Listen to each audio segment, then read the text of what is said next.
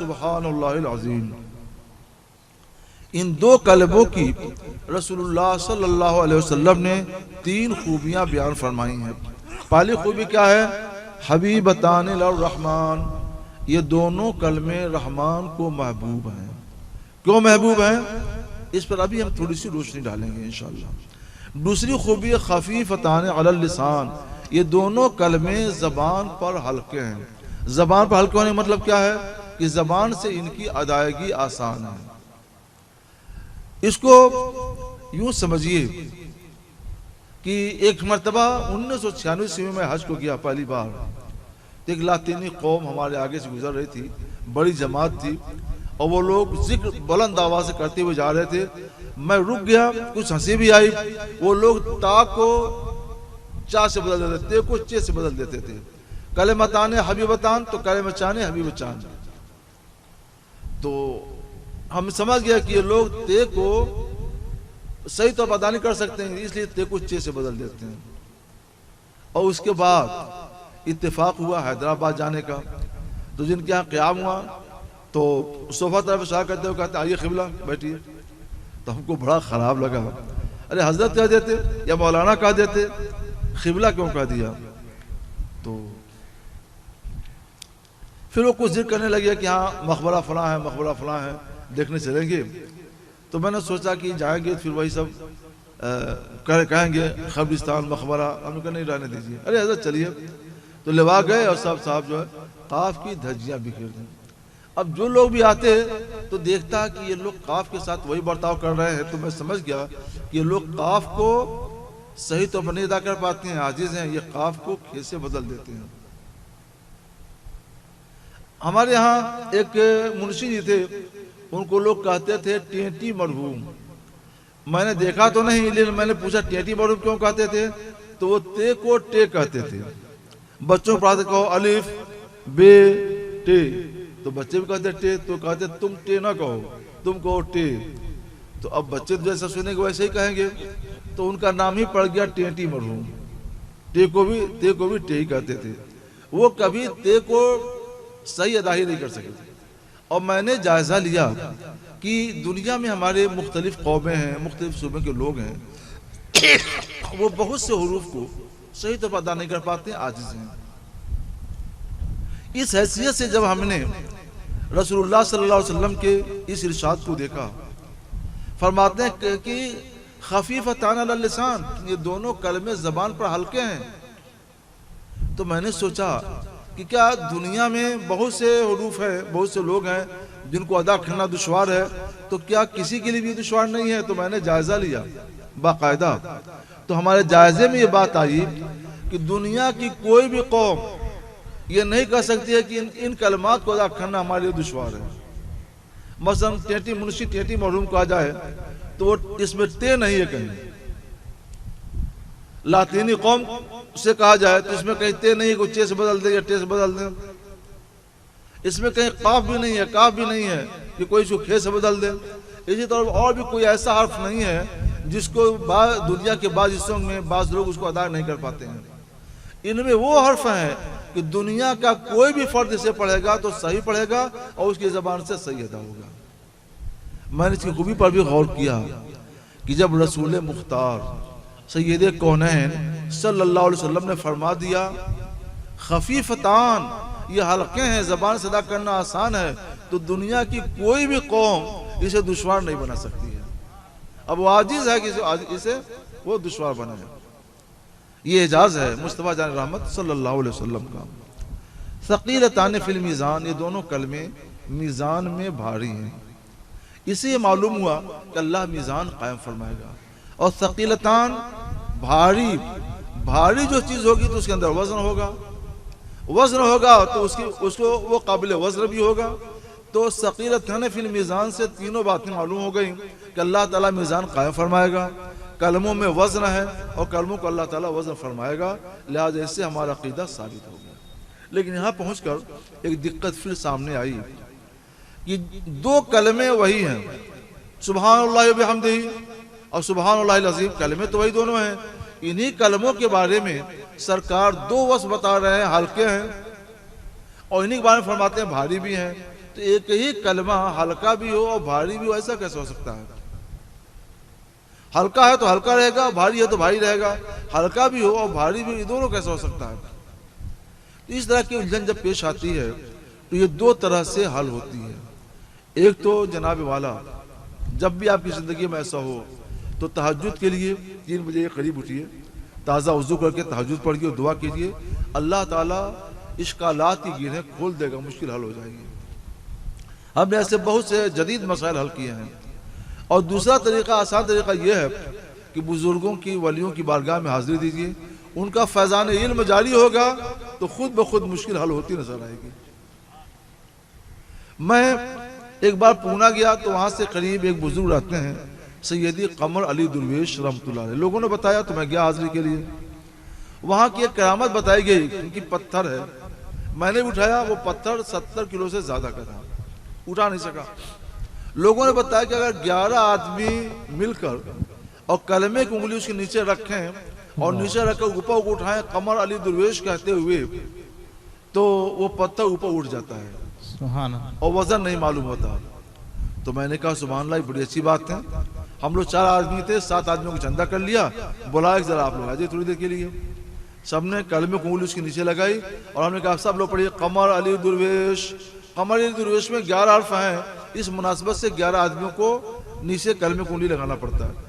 پتھر میں جیسے وزن ہی نہ ہو ویسے اٹھتا چلا گیا جیسے روئی کا پھاہا، اور ہم لوگوں نے ہاتھ اٹھا دیا اور اوپر آہستہ آہستہ وہ ناچنے لگا جب تک کسی کی آواز ٹھہر گئی۔ جب آواز کسی کی رک جاتی ہے تو وہ گر جاتا ہے، اور اسی طرف گرتا ہے جس کی آواز ٹھہری ہوئی، وہ گر گیا۔ حیرت ہوئی کہ ایک ولی کے نام میں اللہ نے یہ برکت رکھی ہے، یہ تاثیر رکھی ہے کہ نام لو اور وزنی پتھر ہلکا ہو جائے۔ وہیں میرے اس مسئلے کا حل بھی ہو گیا کہ خفیف تان بھی حل ہو گیا، ثقیل تان بھی حل ہو گیا۔ ایک ہی چیز ثقیل بھی ہے اور وہی چیز خفیف بھی ہے، اپنی ذات میں ثقیل ہے مگر ولی کی نام کی برکت سے وہ خفیف ہو گئی، ہلکی ہو گئی۔ تو میں نے سوچا کہ اللہ خالق ہے، مالک ہے، جب اس کے ولی کی نام کی یہ برکت ہے تو اللہ تبارک و تعالیٰ ضرور اس بات پر قادر ہے کہ ایک ہی چیز کو ثقیل بھی بنا دے اور اسی چیز کو خفیف بھی بنا دے۔ تو یہ تاثیر ہے قدرت الہی کی۔ اب دونوں کلموں کو سن لیجئے، سبحان اللہ و بحمدہ، سبحان اللہ العظیم۔ سبحان، سبحان کسے کہتے ہیں؟ سبحان یہ صرف اللہ عز و جل کے لیے ہی بولا جائے گا، اللہ عز و جل کے علاوہ کسی بندے کے لیے لفظ سبحان بولنا جائز نہیں ہے۔ سبحان کہتے ہیں اسے جو ہر عیب سے پاک ہو، ممکن ہونے سے پاک ہو، ممکن کی علامتوں سے پاک ہو۔ یہ میں نہیں کہتا، یہ امام محی الدین یحییٰ بن شرف نووی رضی اللہ تعالیٰ عنہ، جو امام حدیث بھی ہیں، امام فقہ بھی ہیں، امام لغت عربی بھی ہیں، وہ بیان کرتے ہیں کہ سبحان وہ ذات ہے جو پاک ہو ہر طرح کے نقص و عیب سے، جو پاک ہو امکان سے، جو پاک ہو امکان کی علامتوں سے۔ عیب و نقص ہے تو اللہ کے جو بندے ہیں پیغمبر وہ معصوم ہوا کرتے ہیں، مگر وہ ممکن ہے، امکان سے پاک نہیں ہے، ممکن تو ہے وہ۔ اور امکان کی بہت سی علامتیں ان کے اندر پائی جاتی ہیں، مثلا اونگ آنا، سو جانا، کھانا پینا، چلنا پھرنا، اٹھنا بیٹھنا، یہ سب امکان کی علامتیں ہیں، یہ سب علامتیں ان کے اندر پائی جاتی ہیں، یہاں تک کہ وفات پا جانا یہ بھی ان کے اندر ہے۔ تو سبحان وہ ذات ہے جو ممکن بھی نہ ہو اور ساتھ ہی ساتھ امکان کی جو علامتیں ان علامتوں سے بھی پاک ہو۔ اب یہاں ہمیں دیکھنا ہے کہ امکان کی علامتیں جیسے اونگنا ہے، سونا ہے، کھانا ہے، پینا ہے، چلنا پھرنا، اٹھنا بیٹھنا، یہ تو ہی ہیں۔ اسی کے ساتھ امکان کی علامتوں میں سے ایک ہے جھوٹ بولنا یا جھوٹ بولنا ممکن ہونا۔ آج کل کچھ لوگ کہتے ہیں کہ اللہ تعالیٰ بھی اٹھتا بیٹھتا ہے، جیسے ہم لوگ اٹھتے بیٹھتے ہیں ویسے اللہ تعالیٰ بھی اٹھتا بیٹھتا ہے، یہ غلط ہے۔ انہوں نے سبحان کے مفہوم کو نہیں سمجھا۔ وہ سبحان کے مفہوم کو سمجھ جائیں، جو امکان سے بھی پاک ہو، امکان کی علامتوں سے بھی پاک ہو، تو یہ نہیں کہہ سکتے ہیں کہ اللہ تعالیٰ بھی ایسے اٹھتا بیٹھتا ہے جیسے ہم لوگ اٹھتے بیٹھتے ہیں۔ اللہ تعالیٰ ایسے چلتا پھرتا ہے جیسے ہم لوگ چلتے پھرتے ہیں. اللہ نے تو اپنے بارے میں فرما دیا لیس کمثلہ شیء، اللہ کے جیسی کوئی چیز نہیں. تو اگر اللہ بھی چلے پھرے تو اللہ کی جیسی تو بے شمار چیزیں ہو جائیں گی. اللہ کو ایسی ذات تسلیم کرو، ایسی ذات مانو کہ ویسی ذات کی مثل کوئی بھی چیز نہ ہو، اس کے جیسی کوئی بھی چیز نہ ہو. تو وہ چیز نہ اٹھے گی، نہ بیٹھے گی، نہ چلے گی، نہ پھرے گی، نہ سوئے گی، نہ مرے گی. یہ وہ ذات ہے جس کے نہ رنگ ہے، نہ روپ ہے، نہ جسم ہے، نہ جسمانیات ہیں. وہ ہمیشہ سے اور ہمیشہ رہے گا، نہ مرا ہے، نہ اسے کوئی اولاد ہے، نہ بیوی ہے، نہ بیٹا ہے، کچھ بھی نہیں ہے، نہ باپ ہے، کچھ بھی نہیں ہے. یہی وہ ذات ہے جس کے جیسی کوئی چیز نہیں ہے. یہ اللہ کی شان ہے. اگر یہ مان لیں کہ اللہ بھی ایسے اٹھتا بیٹھتا ہے جیسے ہم لوگ اٹھتے بیٹھتے ہیں، اللہ کی بھی ایسے آتے ہیں جیسے ہمارے آتے ہیں، تو پھر لیسا کمثلہ شیء تو نہیں ہوا نا. اللہ کی جیسی تو ہزاروں چیزیں ہو جائیں گی. ایسی ذات مانو اللہ کو کہ اس ذات کی جیسی کوئی بھی چیز نہ ہو، اور کوئی بھی چیز نہ ہو تو پھر یہ عقیدے نہیں بیان کیے جا سکتے ہیں جو آج بیان کیے جاتے ہیں. آج کہا جاتا ہے اللہ جھوٹ تو نہیں بولے گا لیکن جھوٹ بولنا ممکن ہے. امکان کذب کے قائل ہو گئے. کیسے قائل ہوئے؟ سبحان تو اسے کہتے ہیں جس میں نہ عیب پائے جائے نہ امکان عیب پائے جائے. کذب عیب ہے تو عیب نہیں پایا جاتا ہے تو امکان عیب بھی نہیں پایا جائے گا، تبھی وہ سبحان ہوگا. اور امکان عیب پایا جائے تو پھر لیسا کمثلہ شیء نہیں ہوگا وہ.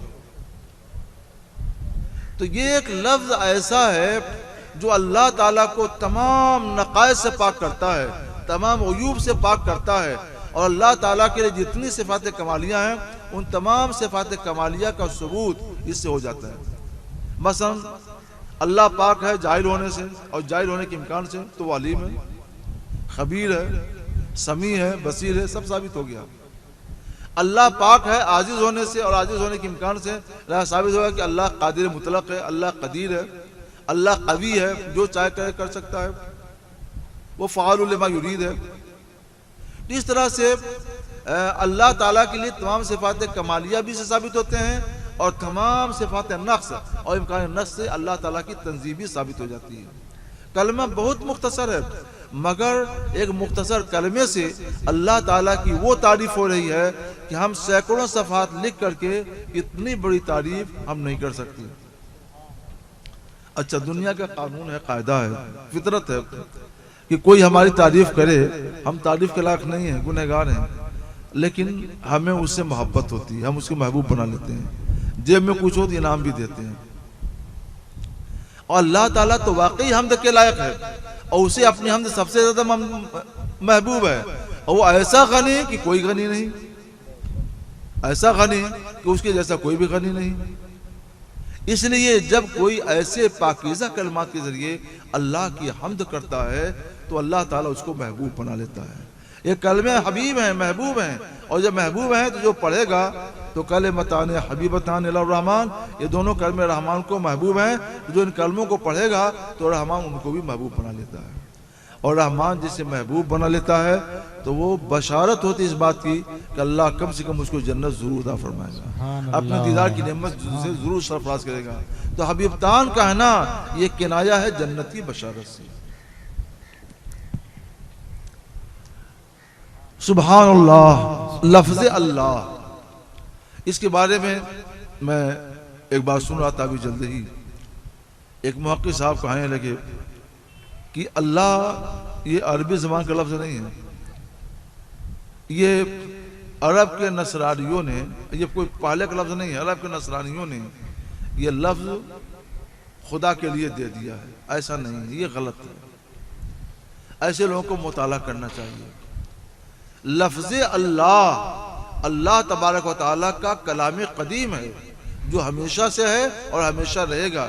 اس کے لیے نہ کوئی اس کے لیے اس سے پہلے نہ کوئی اول ہے نہ اس کے بعد کوئی آخر ہے. وہی ہے اول، وہی آخر، وہی ہے باطن، وہی ہے ظاہر، سب کچھ وہی ہے. یہ کلام قدیم ہے. الحمدللہ کلام قدیم ہے، ہمیشہ سے ہمیشہ رہے گا. اللہ لا الہ الا هو الحی القیوم کلام قدیم ہے، ہمیشہ سے ہمیشہ رہے گا. موسیٰ علیہ السلام صلی اللہ نے کیا فرمایا تھا؟ انی انا اللہ. یہ سب کیا ہے؟ عرب کے نصارہ اس وقت کہاں تھے؟ یہ غلط ہے. اللہ تبارک و تعالیٰ نے اپنی ذات جامع کمالات کا علم خود اللہ رکھا ہے، اور یہ اللہ ایسا لفظ ہے جو عارف المعارف ہے. جتنے بھی معرفہ پائے جاتے ہیں، معرفہ جو شخصیت متعین ہو، متعارف ہو، سب اس کو جانتے ہوں. جیسے شمس معرفہ ہے، آپ کا جتنا نام دیا گیا سب کے سب معرفہ ہیں، اس میں دوسرے کوئی شبہ نہیں ہے. لیکن اللہ تبارک و تعالیٰ عارف المعارف ہے کہ اس سے بڑھ کر کوئی معرفہ نہیں ہے. جو معرفہ ہوتا ہے اس کی ذات متعین ہوتی ہے، اس کے علاوہ کسی اور کا شبہ نہیں ہوتا ہے، وہ ظاہر ہوتا ہے. اور اللہ تبارک و تعالیٰ کی ذات عارف المعارف ہے، سب سے زیادہ ظاہر ہے، کیونکہ دنیا کی ہر چیز اللہ کے وجود کی پر دلالت کرتی ہے. اللہ ایک ہے، اللہ موجود ہے، اس پر اللہ کی ذات پر وہ دلالت کرتی ہے. تو جب عارف المعارف ہے تو سوچا جا سکتا پھر اللہ دکھتا کیوں نہیں ہے. یہ ایک اہم بات ہے. ہر معرفہ دیکھا جاتا ہے تو اللہ تعالیٰ عارف المعارف ہے، معرفوں سے بڑا معرفہ ہے تو ضرور دیکھا جانا چاہیے، کیوں نہیں دکھتا ہے؟ اس کا جواب یہ ہے کہ جو چیز انتہائی ظاہر ہو جاتی ہے وہ انتہائی باطن ہو جاتی ہے. جیسے سورج دیکھو، جب نکلتا ہے صبح میں ہر آنکھ دیکھتی ہے، لیکن جب ٹھیک دوپہر میں پہنچتا ہے اور بڑی تیزی سے گردش کر رہا ہوتا ہے تو وہ انتہائی ظہور پر ہوتا ہے، اس کا ظہور کامل ہوا کرتا ہے. جب ظہور کامل میں ہوتا ہے تو کوئی بھی یہاں سورج کی ذات نہیں دے سکتی. روشنی دیکھے گی، سورج کی ذات نہیں دے سکتی، کیونکہ انتہائی دنیا مخلوقات میں اس سورج اس وقت عارف المعارف ہو جاتا ہے، سب سے زیادہ ظاہر ہو جاتا ہے. تو جو چیز جتنی زیادہ ظاہر ہو جاتی ہے اتنی زیادہ روپوش اور باطن ہو جایا کرتی ہے. اور اللہ تبارک و تعالیٰ تو سب سے زیادہ ظاہر، بے شمار ظاہر، اس کے ظاہر ہونے کی کوئی انتہا نہیں ہے، تو پھر اس کے باطن ہونے کی بھی کوئی انتہا نہیں ہے. اسی لیے اور غیبوں کو غیب کہا جاتا ہے، مگر اللہ تبارک و تعالیٰ کو غیب الغیب کہا جاتا ہے. یہیں سے یہ مسئلہ نکلا کہ شب معراج میں ہمارے اور آپ کے پیارے رسول صلی اللہ تعالی وسلم نے اللہ کی ذات کا مشاہدہ کیا. اللہ کی ذات غیب الغیب ہے. جب رسول اللہ نے غیب الغیب کا مشاہدہ کر لیا، دیدار کر لیا، تو غیب الغیب سے بڑھ کر اور کون سا غیب ہوگا جس کو رسول اللہ کی نگاہیں نہیں دیکھیں گی. سبحان اللہ. اسی کو بیان کیا ہے عاشق رسول اعلیٰ حضرت امام احمد رضا علیہ رحمت و رضوان نے، یا رسول اللہ اور کوئی غیب کیا تم سے نہا ہو بھلا، اور کوئی غیب کیا تم سے نہا ہو بھلا، جب نہ خدا ہی چھپا تم پہ کروڑوں درود. تو غیب الغیب ہے، تو وہ اول بھی ہے آخر بھی ہے، وہ باطن بھی ہے اور ظاہر بھی ہے. جو ظاہر ہے وہی باطن ہے اور جو باطن ہے وہی ظاہر ہے، اس کے ہٹ کر کوئی چیز نہیں ہے، سمجھنے کی چیز ہے. تو یہ حدیث پاک جہاں اس بات کو ثابت کرتی ہے کہ اللہ تعالیٰ میزان قائم فرمائے گا، اس پر بندوں کے اعمال اور اقوال تولے جائیں گے، وہیں اس سے ہمارے بہت سے عقائد کا ثبوت فراہم ہو جاتا ہے. ترمذی شریف کی حدیث میں سبحان الذی لا ينبغي التسبیح الا لہ، سبحان ہے وہ ذات کہ اس کے علاوہ کسی کے لیے تسبیح مناسب ہی نہیں ہے. ایک بار حضرت سیدی بایزید بستامی رضی اللہ تعالیٰ عنہ نے، یہ اولیاء اللہ جب اللہ کی معرفت میں گم ہو جاتے ہیں تو ان کی عقلیں ختم ہو جاتی ہیں، عقلیں باقی نہیں رہ جاتی، وہ عالم سکر ہوتا ہے، بے ہوشی کا عالم ہوتا ہے. اسے سمجھنا ہے تو حضرت شیخ کی بارگاہ میں حاضر ہو کر آپ لوگ سمجھیے گا، ہم تو صرف بتانے والے ہیں. جب عالم سکر میں ہوتے ہیں، مدہوشی کا عالم میں ہوتے ہیں، انہیں بس خدا کی ذات نظر آتی ہے اور کچھ نظر نہیں آتا ہے. ایسی حالت میں حضرت بایزید بستامی رضی اللہ تعالیٰ نے کیا کہا؟ سبحانی ما عظم شانی، میں سبحان ہوں، میری شان کتنی عظیم ہے. علماء کا اعتراض ہوا کہ حضرت آپ نے تو یہ کہہ دیا. کہا نہیں میں نے نہیں کہا. تو ان کا اظہار ہوا کہ نہیں آپ ہی زبان سنا کیا. تو فرمایا اچھا اب میں اگر کہوں تو تم لوگ میرے اوپر حملہ کر دینا. جب دوبارہ عالم سکر میں ہوا اور کہا تو لوگوں نے حملہ کر دیا. تو کیا دیکھتے ہیں جس نے جہاں پہ حملہ کیا تھا ان کو نہیں لگا، انہی کو لگا. جب ہوش میں آئے دیکھا سب لوگ زخمی پڑے ہوئے ہیں. فرمایا کیا میں نہیں کہتا تھا کہ میں نہیں کہتا؟ یہ وہ کہتا ہے جسے یہ کہنا زیبا ہے. زبان میری ہوتی ہے، کہتا خداوند قدوس ہے. گفت ہے وہ گفت ہے اللہ بود، گرچہ از حلقوں میں عبداللہ بود. سبحان اللہ. ہم نے خانقاہ میں ہونے کی حیثیت سے تھوڑا سا اپنے درس کو تصوف کے رنگ میں رنگ دیا ہے، اسے آپ لوگ سمجھنے کی کوشش کریں۔ ہمیں درس حدیث کی، قرات حدیث کی، نشر حدیث کی اجازت ملی اپنے شیخ حضرت سیدی برہان ملت برہان الحق جبل پوری رحمۃ اللہ علیہ سے، انہیں اجازت ملی امام احمد رضا علیہ رحمۃ الرضوان سے، انہیں اجازت ملی سیدی علیہ رسول احمدی مارحوی رضی اللہ تعالیٰ عنہ سے، اور انہیں اجازت ملی سراج الہند سیدی شاہ عبدالعزیز محدث دہلوی رضی اللہ تعالیٰ عنہ سے، انہیں اجازت ملی ان کے شیوخ صالحین سے، امام بخاری تک، امام بخاری کو کئی سلسلہ چلا رسول اللہ تک۔ ہم اس سند عالی کے ذریعے آپ کو بھی قرات حدیث، درس حدیث، نشر حدیث، خدمت حدیث کی اجازت دیتے ہیں۔ مصنفین کا طریقہ ہے جب وہ اپنی کتاب کو ختم کرتے ہیں تو آخر میں اللہ کی حمد اور تسبیح و تقدیس کرتے ہیں۔ امام بخاری رضی اللہ تعالیٰ عنہ کو بھی یہ کرنا چاہیے، تو انہوں نے یہ سوچا کہ ہم اپنے الفاظ میں اللہ کی تسبیح و تقدیس کریں، اس سے اچھا ہے کہ حدیثی وہ لائیں کہ اس حدیث میں ہی اللہ عز و جل کی تحمید ہو، تقدیس ہو، سب کچھ ہو۔ تو انہوں نے آخری باب یہ قائم کر کے یہ بتا دیا کہ ہمارا عقیدہ ہے، ہم کو زیادہ زور اپنے عقیدے پر دینا چاہیے، اور ساتھ یہ بھی بتا دیا کہ ہم جو کتاب کو ختم کر رہے ہیں تو رسول اللہ کی اس حدیث پر ختم کر رہے ہیں جس حدیث میں اللہ عز و جل کی تسبیح اور تقدیس بیان کی گئی ہے۔ ہمیں چاہیے کہ اپنی روزی کو حلال رکھیں۔ امام بخاری رضی اللہ تعالیٰ نے، ان کے والدین نے روزی کو حلال رکھا۔ آپ روزی کو حلال رکھیں گے، لباس کو حلال رکھیں گے تو ان کی برکتیں آپ کے اندر بھی منتقل ہو جائیں گی۔